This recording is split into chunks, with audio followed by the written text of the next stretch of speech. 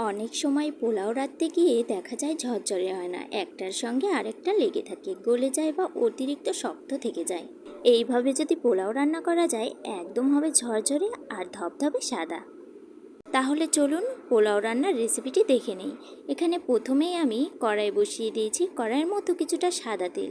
এরপর এখানে দিয়ে দিলাম তেজপাতা, কয়েক টুকরো দারচিনি আর কয়েক টুকরো এলাচ আর গোটা জিরে দিয়ে দিলাম। এরপর একটু নেড়েচেড়ে নিতে হবে। পোলাও রান্না করার আগে কিন্তু অবশ্যই চালটাকে আধা ঘন্টা কিংবা 1 ঘন্টা আগে ভিজিয়ে জল ঝরিয়ে রাখতে হবে। আমি এই পোলাওয়ের চালটাকে 40 মিনিট আগে জল ঝরিয়ে রেখেছিলাম। এখন স্বাদ অনুযায়ী কিছুটা লবণ দিয়ে দেবো। এরপর পোলাওয়ের চালগুলোকে খুব ভালোভাবে একটু ভেজে নিতে হবে। পোলাওটা কিন্তু আগে জল ঝরিয়ে রাখলে তবেই কিন্তু পোলাও একদম ঝরঝরে হবে। এখন এখানে দিয়ে দেব সামান্য পরিমাণ একটু আদা বাটা। এখন এই আদা বাটাটাকে দিয়ে খুব ভালোভাবে নেড়েচেড়ে কিছু সময়ের জন্য মিশিয়ে নেব। এখন এখানে দিয়ে দেব সামান্য পরিমাণ একটু দুধ।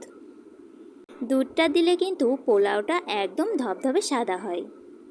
এরপর পরিমাণ মতো কিছুটা জলটা অবশ্যই পরিমাণ মতো কিন্তু দিতে হবে। 1 পট চালের জন্য 2 পট কিন্তু জল লাগবে। এখানে আমি 3 পট চাল নিয়েছিলাম, তাই এখানে আমার জল লাগছে 6 পট। জলটাকে আমি খুব ভালোভাবে আগে থাকতে ফুটিয়ে নিয়েছিলাম। এরপর এখানে আমি দিয়েছি। এখন এভাবেই খুব ভালোভাবে আস্তে জালে রান্না করে নিতে হবে। আপনারা চাইলে এখানে কাঁচামরিচও দিতে পারেন, আমি এখানে কাঁচামরিচটা দিই নাই। এভাবেই ঢাকনা দিয়ে ঢেকে খুব ভালোভাবে রান্না করে নিতে হবে। পোলাওটা যখন হয়ে আসবে তখন এখানে দিয়ে দেব 1 চামচ পরিমাণ ঘি। এরপর একটু উল্টে পাল্টে ঢাকনা দিয়ে ঢেকে আবারও রেখে দেব। এই রকমভাবে যদি পোলাও রান্না করা যায় তাহলে কিন্তু পোলাও হবে একদম ঝরঝরে আর হবে ধবধবে সাদা।